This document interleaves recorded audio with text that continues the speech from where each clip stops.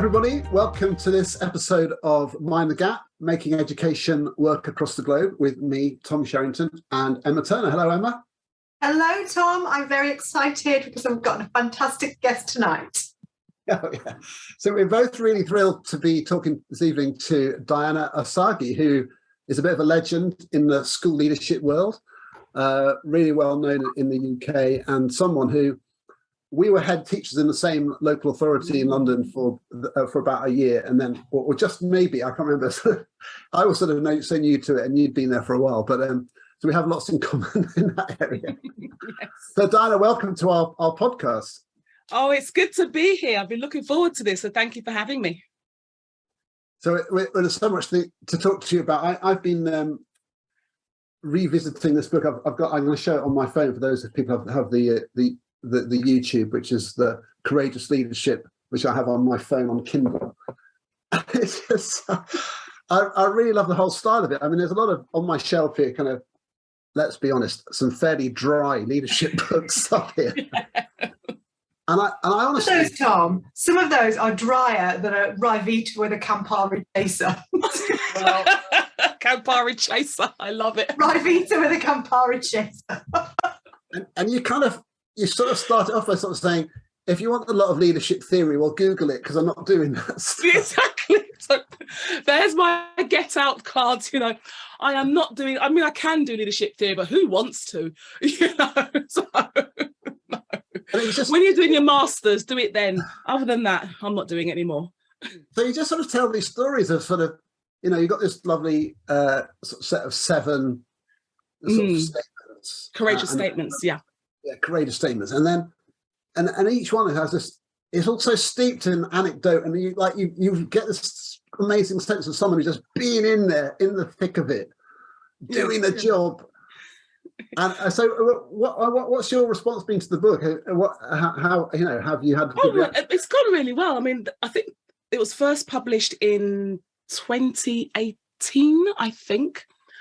And we're looking at about 4,000, 5,000 copies so far. So in terms of volume of sales, it's gone really well. But I think it's just, people have just said, oh my God, how honest, how refreshingly honest. I'm like, this is how books should be.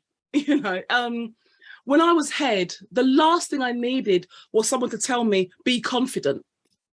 It's going to be a useless statement. What do you mean? How do I do that? when the most influential member of staff has just stood up in the middle of a meeting and said, I don't agree with you. So now what do I do with that sentence of be confident? Because I know that right now they hold the power.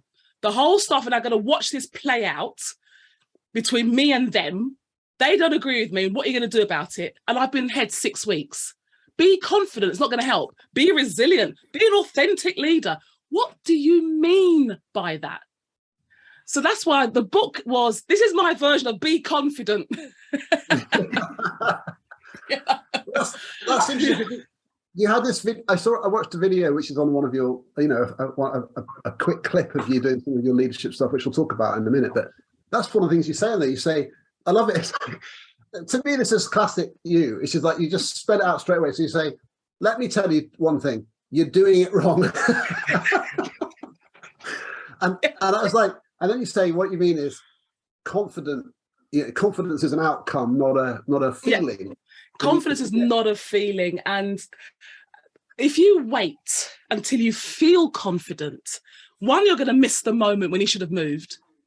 And 2, you're waiting for a feeling that will come and go depending on what shoes you're wearing.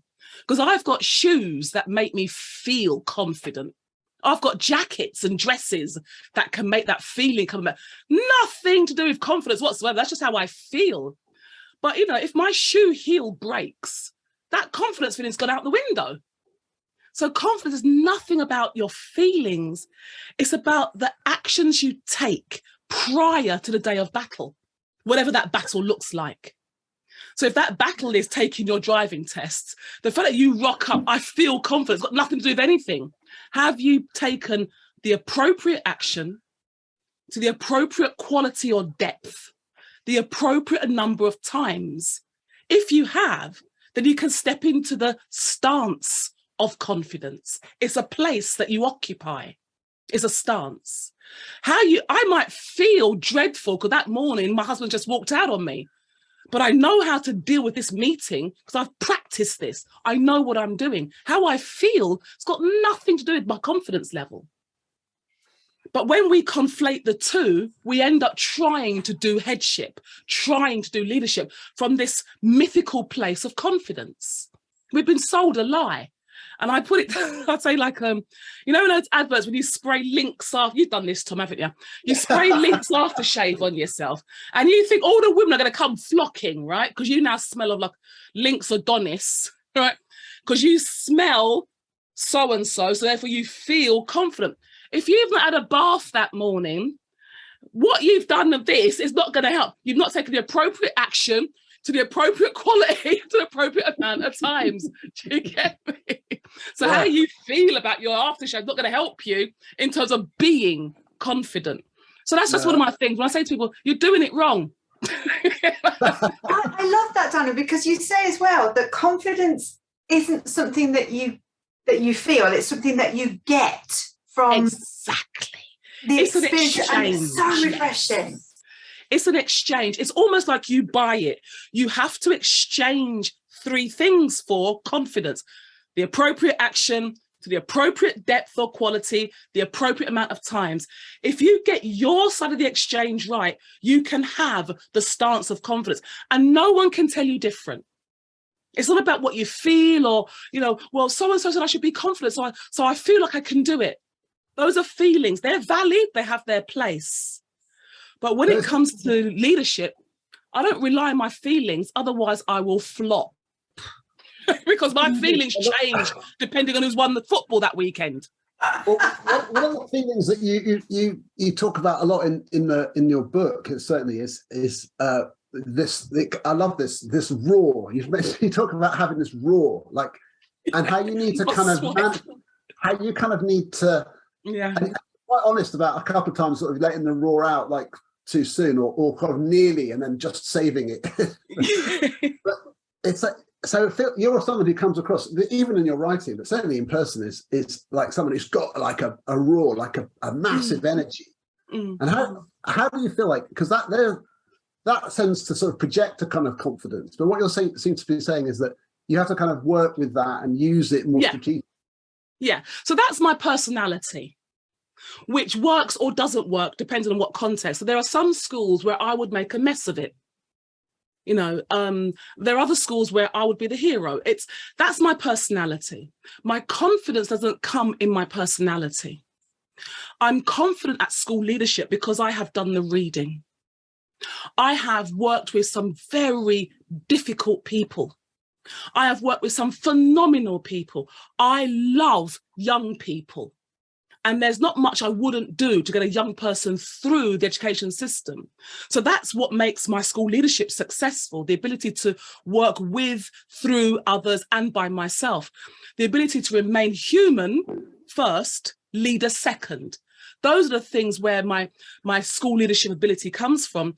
But my confidence, I have to work on that. I sound it, I look it, I'm 6 foot tall. When I walk into the room, people turn around. I can't help that. But honestly, when I used to go to some of those heads meetings, and you were there a couple of these, Tom, where we'd have these, I mean, in Islington, where I was head, I think there were 14 secondary schools at the time. And one of the things that we did was we had a good collegiate atmosphere, with a good, good rapport between the heads. And we had these, at least termly, might have been monthly, but these regular head teacher meetings. And my first one, 6 foot tall or not, I walked in there feeling 2 foot tall.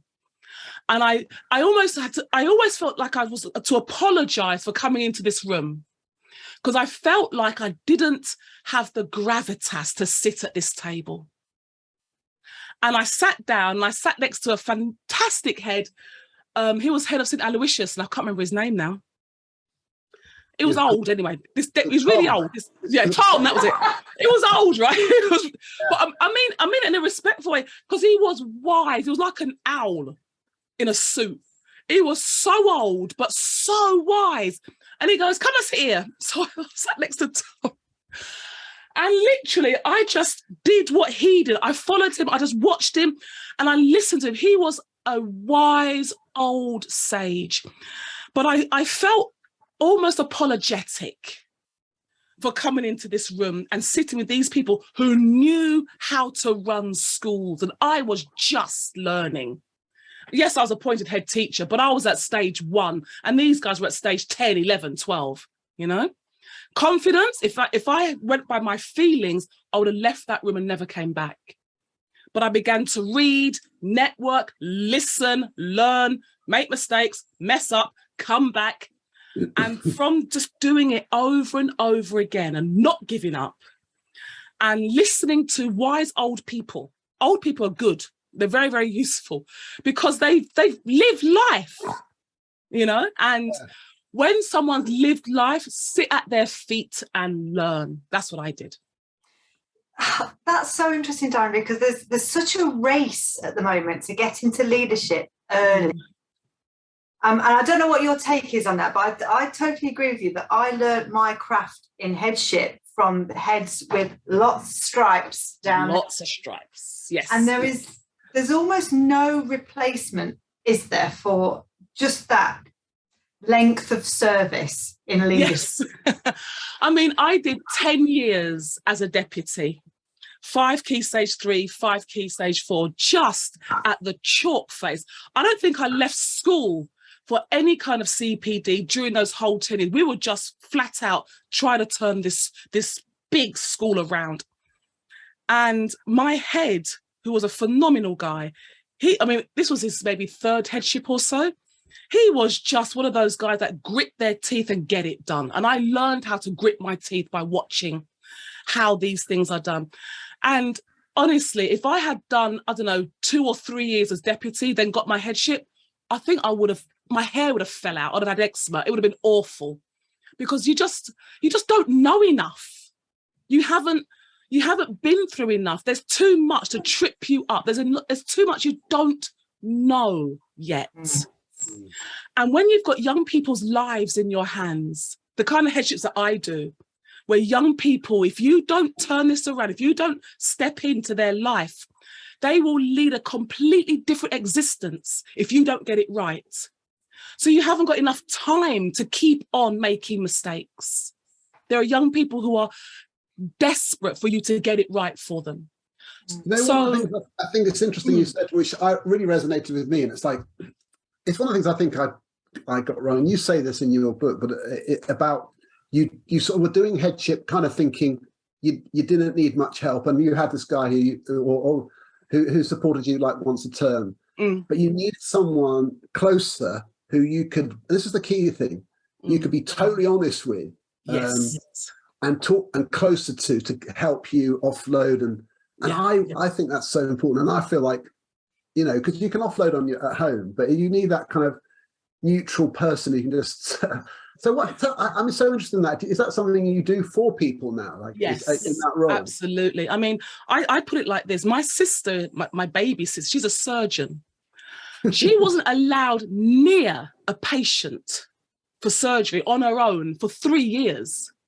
I mean, you don't just go start cutting people without your supervisor there, you know? So she had this supervisor. I mean, can you imagine, right? There's a patient, there's a knife, off you go. You don't do that. 3 years of supervision. You're not on your own. In headship, what do? Your deputy head, July, half term, July ends. August comes, summer holidays, you're out, in Ibiza doing whatever you do. September the 1st, here's the keys, there's the budget, there's the kids, off you go. And you can have no supervision whatsoever, but you've got young people's lives in your hands. It's ridiculous. It doesn't make sense. So I've always advocated that heads should have access to 2 years of quality coaching for their first 2-3 years of headship outside of their organisation. That half an hour keep in touch with the CEO, that's what I'm talking about. That's useful, has its place. But if I'm frustrated with my organisation, I can't talk to the CEO about that. Nor can I talk to the coach that they've appointed, because they're going to go back and tell. I can't open up and say, I don't understand the school systems here. There is no way I'm going to admit that to a coach that is not completely neutral. So what do? I hold it in. I try my best. I keep going, and the frustration builds. It builds and it builds and it builds. You know what our job is like. There are other things that will come and frustrate you. So now I coach new heads, I coach senior teams, and you can be totally honest with me, and I will be with you. When I say safe space, I'm not going to go back to any CEO and say, oh, by the way, they think you're a muppet. I'm not going to say that, but it's true. You're a muppet, you know? But what do you do when your CEO's a muppet and you're a new head? Who do you talk to about that? Yeah. I work for Bozo, the clown, but he happens to be, or she happens to be the CEO. What do? Here's how to deal with the bozos of your life. So we talk, I coach, I help you find your inner answer. Mentoring, here's what to do. You choose what you want. But it's about holding your hand so you can ask me the silly questions. I rang up my HR department. They were fabulous in Islington. I had her number. You could call her anytime. I rang her on a Sunday evening because I knew I wasn't going to sleep that night unless I had the answer to this question. Member of staff's done something wrong. I know I need to do something to them so I can investigate. What is that something called? Suspend, Diana. You want to suspend them? Yes, that's it. I want to suspend them. How do I do that? I mean, come on. If I don't have an answer to this kind of question, I will go in on Monday morning and make a HR mistake. You know, but that's what a coach is for. You know what? One of the things I just think is amazing talking to you is, and reading your book as well, is you're kind of open about the fact that there are some conflicts and challenges in leadership. You get a lot of stuff where it's all as if you imagine leaders have this sort of just beautiful relationships with everybody all the time. And then you talk about, like, for example, having to go through a redundancy process. Yeah. It's absolutely appalling experience to save budget, and people get angry and upset, and you have to deal with it. And yeah, there are some people you encounter who are not the sweetest people to deal with. And I think there's an honesty there, which I feel like as a head, sometimes you're not allowed to admit. Like, yeah. I've got some people in my school who are pretty toxic. I can't. I mean, it's probably not the wisest thing to say it or to write the book whilst you're still the head of that school. No. But, you know, because there's all sorts of, I don't know, confidentiality laws and stuff like that. But this is where I say, with heads need that honest forum. I am dealing with some people, even if I gave them £1 million, they would complain it's in small bills. Why is it in 20s? I can't carry 20s. You should know. I mean, there's some people wake up miserable and get upset if they get happy. That's just how they are. But you've got to love the teams you've got. You've got to work with what you've got. You know, you've got to love who you have. And when I say love, that's a strong word to use in leadership, but I mean it because if it wasn't for love, I swear there's some people I would have done them some damage. Because love holds you back sometimes, you know. Because I love you, I'm actually going to walk away and let you say that, let you think that you've got that. I'm going to walk away because if I don't love you in this moment, I will hurt you. I will roar at you. You know, that roar will come out, you know. But because I love you, I'm going to let you have that one. Yeah, go on. And you can take the biscuits on the way out because I saw you swiping my biscuits, my good biscuits. Oh, yeah. That's right. Yeah. Oh, it's so true though, and I think that unless you've been ahead as well, you don't get it. You don't get it.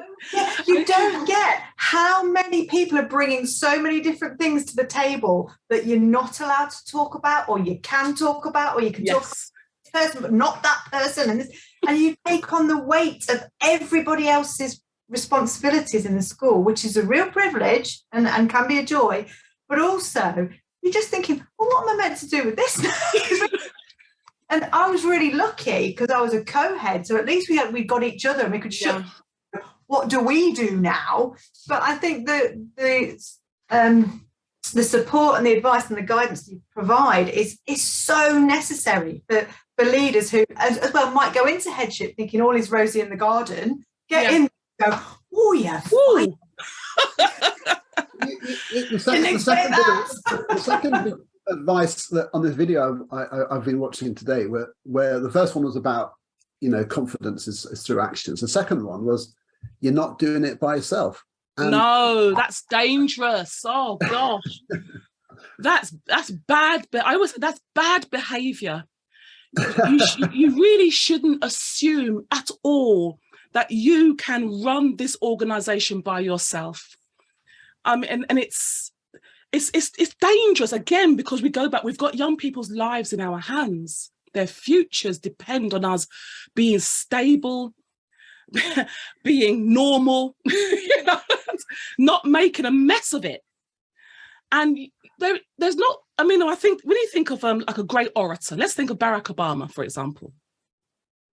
You see him, he was leader of this phenomenal country, leader of the free world, they used to call him, giving his speeches and what have you. And I say to people, don't get it twisted. Somebody wrote that speech for him. Somebody dressed him. Someone did his makeup. Somebody drove him there. Somebody will drive. There's a whole team that run this. That's just his actual public appearances. Forget Congress and the whole teams that run the country. You see the figurehead, but he has put, there's a whole infrastructure that makes this work. If you don't build infrastructure, if you are not a master of building relationships, you are building a house on quicksand. And when it sinks, it will take the young people with it. And that's the thing that really gets my goat. It will rob them of their livelihood, of their chances, because how many of us have the fortitude to repeat secondary school? It doesn't happen. If you're excluded from secondary school, you might get another bite at the cherry, but generally you do it once. I'm talking secondary. Primary, you do it once. So if we don't get it right for our young people, we rob them.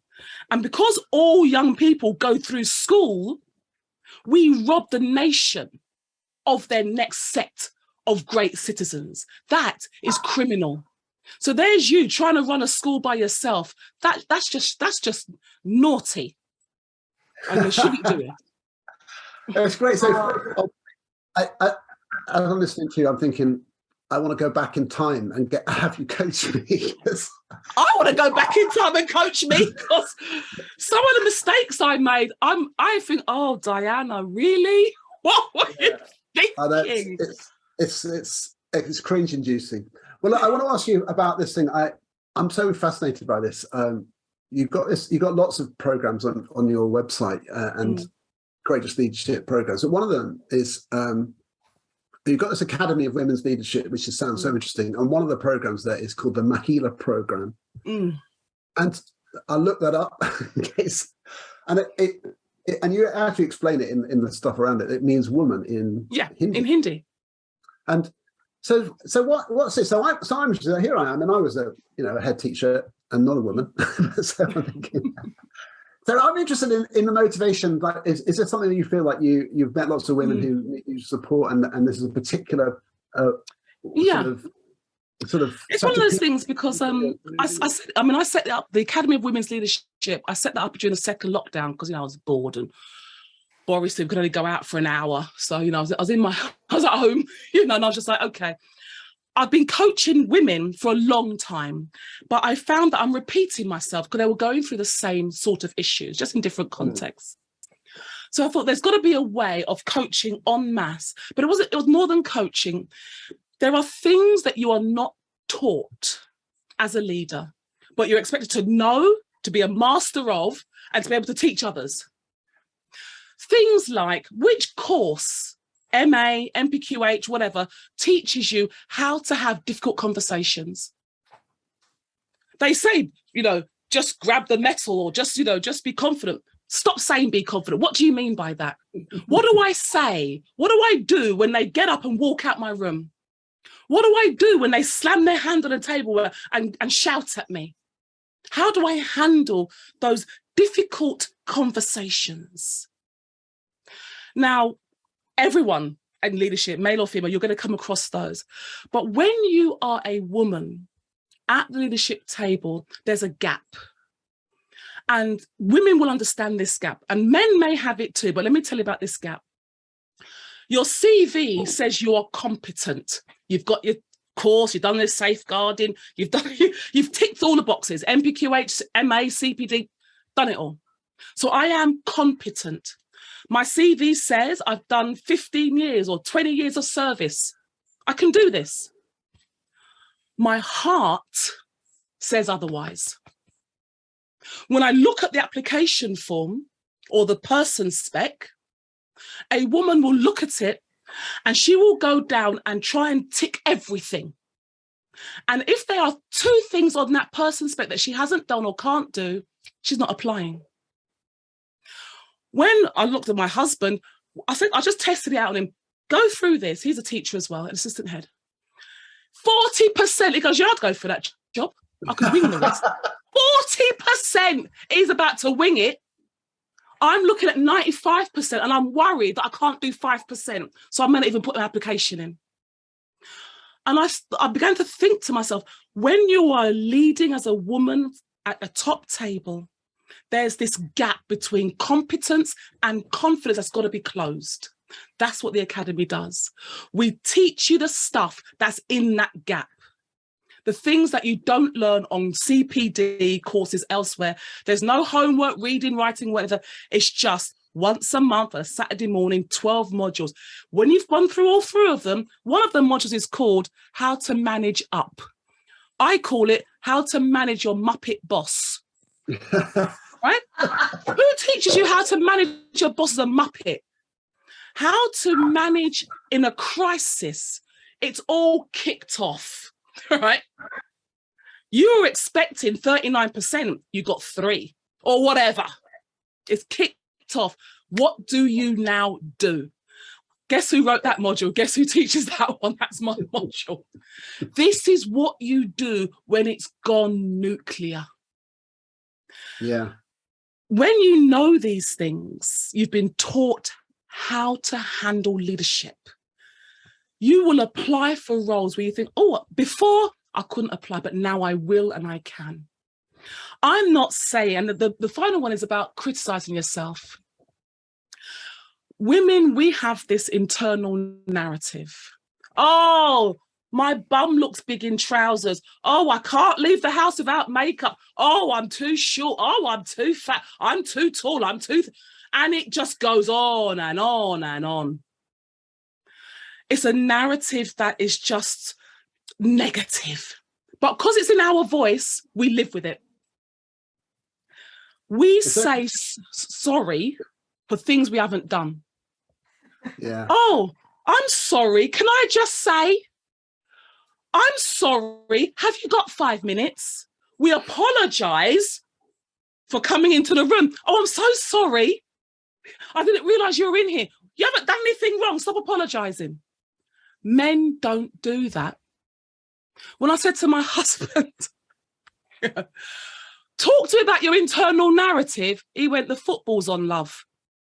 Honestly. Champion League's on, what do you mean? Quick, they're about to score. I said to him, he goes, I don't talk to myself like that. Why would I? Doesn't make any sense. Do you find it in your dealings, because in some of your other coaching you coach men as well, don't you? So do you find that actually in the difference when you're coaching? Oh yeah. These differences manifest then? Yeah, they do. I'm jealous. I'm thinking, I want to go on your course. And this is the thing. I would love to do a male academy of male leadership, but can't do that one. But see, the womanhood module, which is our anchor module, that's where we talk about how to manage your womanhood and to manage your leadership. And one of the key things I realized on this, and I'm going to share something with you now, was that there is no man on the planet that will understand what it feels like to miscarry on a Friday and be back at work on Monday. where your womanhood has failed you, but you walk in because you're the head teacher. And you walk in and you give assembly, you do the CPD, you know? When you have a failure or a difficulty in your womanhood, it gives you such a different take on your leadership. And it's very hard to get a man to understand that.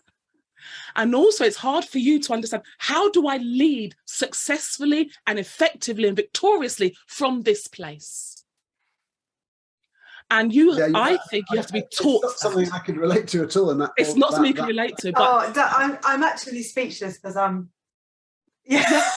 know this, Diana. You know these feelings, and that's the thing. This. When you come back from miscarrying, when you come back from postpartum depression, when you come back into the room to lead the team that you know are undermining you, and who say snide things like, "Oh God, is it time of the month again, love? Oh God, you're being a bit fanatical, aren't you there, darling?"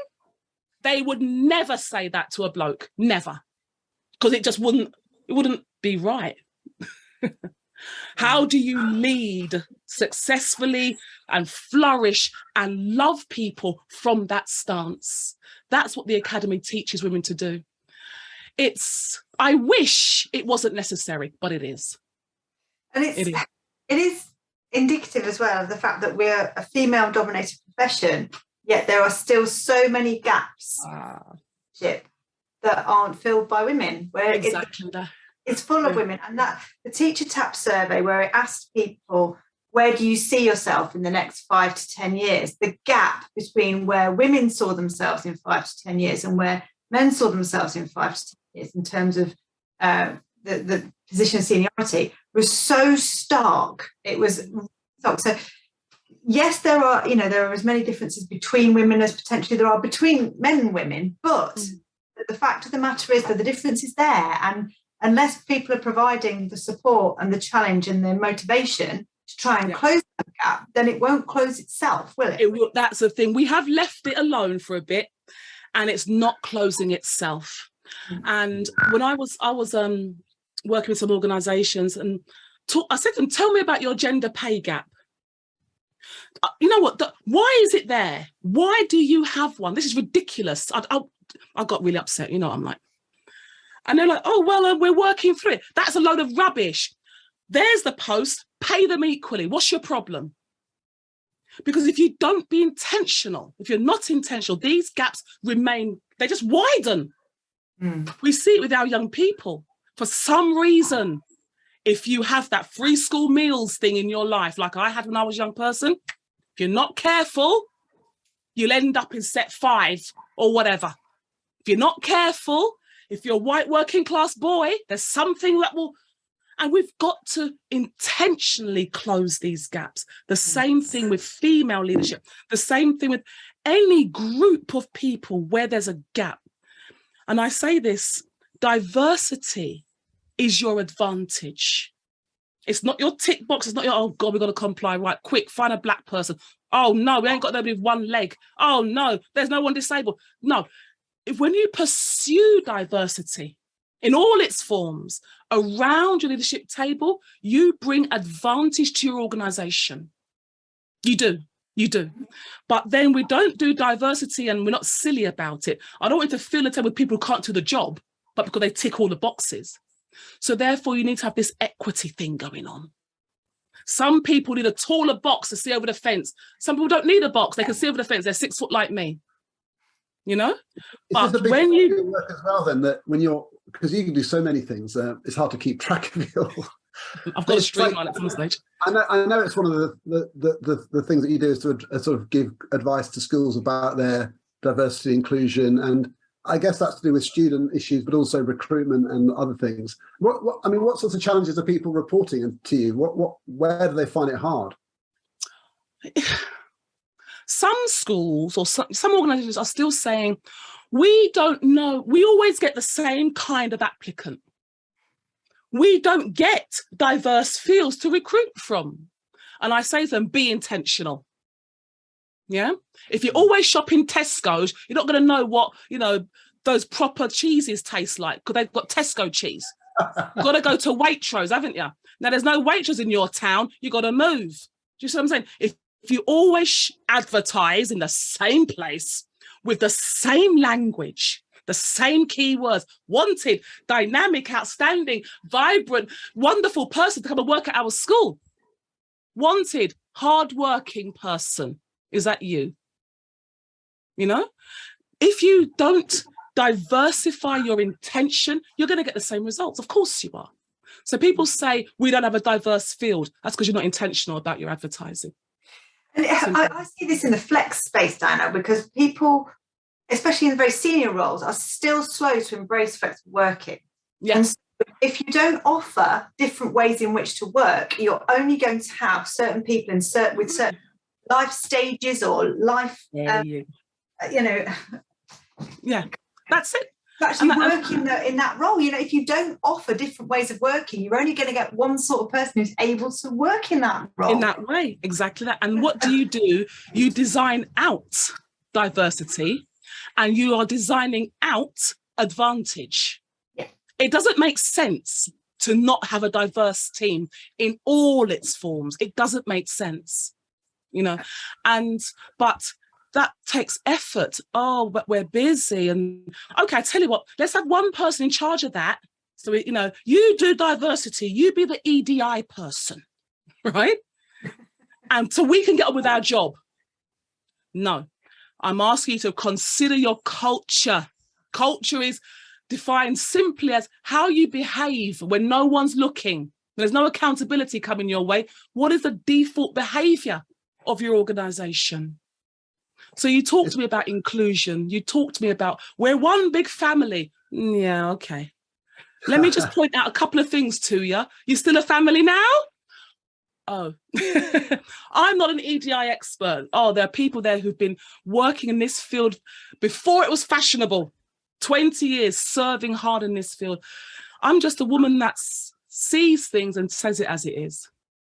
I think it's a classic sort of misconception or kind of mistake that people think that the EDI gender or whatever diversity in recruitment is different from recruiting the best people on the day kind of psychology. So people say, well, if the best people are not diverse, what do I do? And it's like, and that's use that kind of rationale time after time after time, and without doing the hard work. But I think some people in some areas, especially when I go to different places around the country, it's like it depends on the diversity in the population and people's association with schools. There are some schools which, even in an area, have much more diverse staff bodies than others, because people recognise it's a place where they're going to feel like they belong and so on. And other places they feel like they won't belong. And it's you've got to start, haven't you? You've got to make a start, and you've got to be committed.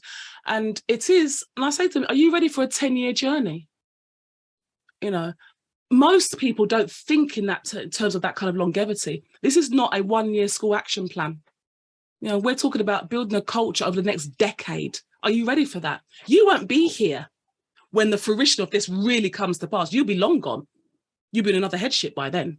But are you ready to lay the foundations so that in 10 years' time, when those year 7s come in, this place will be unrecognizable? That's what we're building here. We're building the future.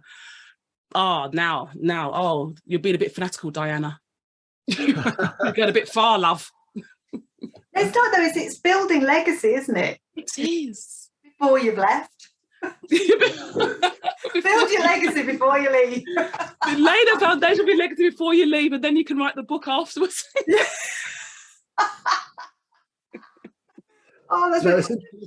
There's so many things that you're dealing with. You must have such a, like now, I mean, you probably, because your book previously was based on, well, your personal experience of leadership, but having coached all these people and all the stories they must tell you, there must be so many incredible challenges and insights that you're gaining just from hearing how they're doing. Are there some common issues that people come to you with where, or just even some things that stick out to you, which you think, wow, that's a real tough nut to crack? Yeah, I think the ones that are difficult are when a coachee will have a toxic boss. And that's difficult because the job is difficult in itself, but there's always solutions in the job. You can always find answers. But when your boss has their own issues going on, because that's where toxicity comes from. I have my own internal securities or insecurities and my own issues, and I visit them upon people at work. When that's happening, that's difficult for my coachees to deal with, you know, and because now you have to make a decision. It's unlikely that you're going to say something that will make that person think, oh, you know what, you are right. I am a right cow. No, I'm going to change my ways.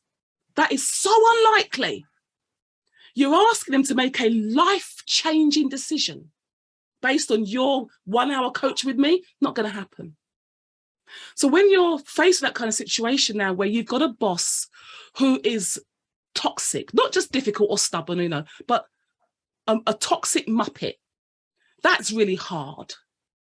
So now you decide, and I say to them, okay, how long are you going to put up with this? You've got a decision to make for yourself. I will tolerate this toxicity in my life for 1 more academic year, 2 more academic, whatever. How you put a period, you decide. How long will you allow this to be part of your life? You don't have to serve here. There are young people all over the country, all over the world, who are desperate for your leadership. Serve elsewhere. Don't martyr yourself to this person and become a notch on their bedpost of another person that was ruined. We lose good people. We hemorrhage good people from our profession because we allow toxic people to be their boss. We allow it. And that's naughty behavior again. You know? So I say to people, serve elsewhere. Oh, there are a lot of brilliant leaders out there, but there are definitely some toxic bad apples as well. Yeah, let's just call them that, shall we? Toxic bad apples. And you know who you are, you toxic bad apple, you. I think if you see you there looking at me. Even if they didn't recognize that description of themselves, it's the fact that someone thinks they are. You know, it's like, it doesn't even matter if it's true in that sense. It's just how that person perceives the situation they're in. So, yeah. And I think that's fair, isn't it? Like, if you feel like, I mean, you could have a conversation with the other person on the other side of that claim, and yeah, that's it. And that's why I say serve elsewhere. How their leadership lands with you, if it is hindering your greatness, you could be a phenomenal deputy or a phenomenal head, but that person is actually hindering your greatness, then serve elsewhere. Don't wait until it's so bad that you leave the profession. We need you. We need you. The young people need you. You know, and people will stay in a role for silly reasons. Oh, well, you know, I've just started here. Move. Move. You know, I mean, I'm on this proverbial diet. I've been on a diet for about 40 years now. And now I'm like, you know what? I am not going to eat this food if it doesn't taste good. I'm not going to waste my calorie count. The fact that I've started eating it doesn't mean I've got to finish it. I don't like it. I'm not eating it. You know, you've just move, go elsewhere. I think it's so refreshing, honestly. It's just, sometimes you just have to call it out, and you can't always, you know, nicely solve all the issues. Sometimes these big calls have to be made.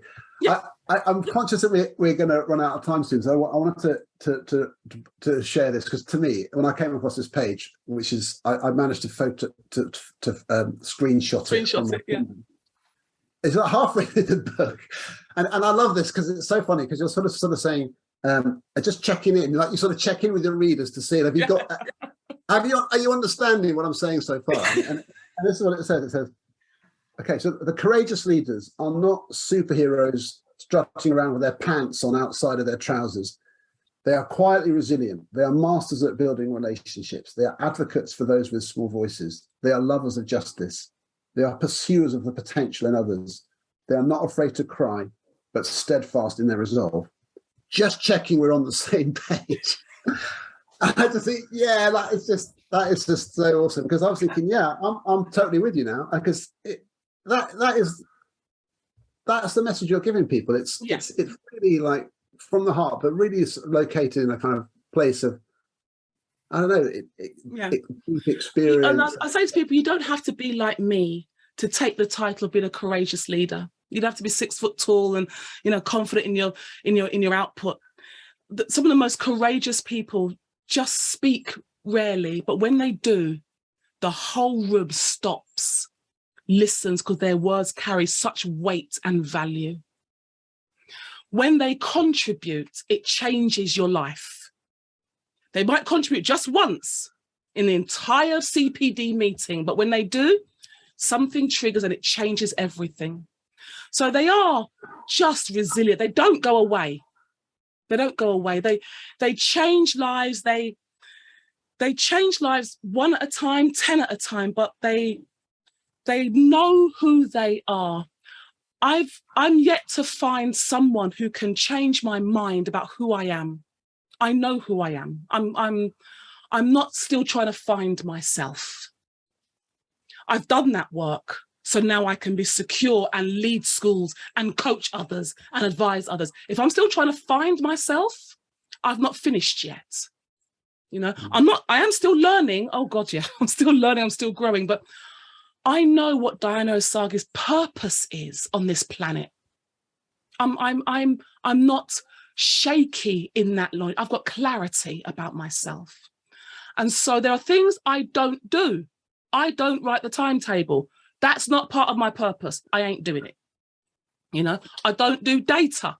No. You know? But there are things I do. I do leadership. That's what I do. You know, when you find your lane, courage just comes because you know what you're for. So inspiring, isn't it? I mean, I can see you there. You were talking about Diana before, but it's amazing listening, isn't it? I've been desperate to get you on here, Diana, because you've got so many absolute gem bomb, wisdom tonight. It's been absolutely delightful. And I wish that, well, I hope that everybody who can signs up to your academy, because I'd love them to. They're all welcome. We've only had 45 minutes. I feel like, well, I'm going to go out and conquer the world now, to be perfectly honest. Good. So that's what I want. Go and conquer the world. Absolutely. It's my job to bring things to a close, but it's honestly it's a real honour to have spoken to you this evening, and I hope everyone listening and really has enjoyed that. And Courageous Leadership's a fantastic website. There's loads of stuff on there, and brilliant to follow Diana Osagie on Twitter. And just if you're a head teacher, I mean, and you need that person to speak to, I can't believe a better person to get on your side. Jump into my DMs. I always say, just slide into my DMs. Don't tell no one. I'll be your secret ninja. They'll think you've been on a course. Oh, I love it. Thank you so much. Thank you, Diana. And thanks again to everyone listening to Mind the Gap. Thanks for joining us again. We've had some fantastic guests recently. This has been a real special episode, and we're looking forward to more coming. So thank you for listening from me, Tom Sherrington, and Emma Turner. Thanks and goodbye.